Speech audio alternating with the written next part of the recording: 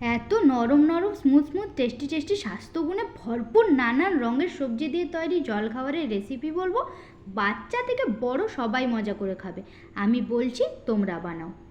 Healthy recipe তৈরি হয় সবজি দিয়ে, তাই আপনাদের ফ্রিজে যা কিছু সবজি অবশিষ্ট আছে সব কিছুই দিয়ে দিন এতে। মেশান এখানে গাজর, আলু, পেঁয়াজ, টমেটো, ক্যাপসিকাম, লঙ্কা, ধনেপাতা। আর একটা ডিম দিন, শেষ পাতে দিন 1 বাটি আটা।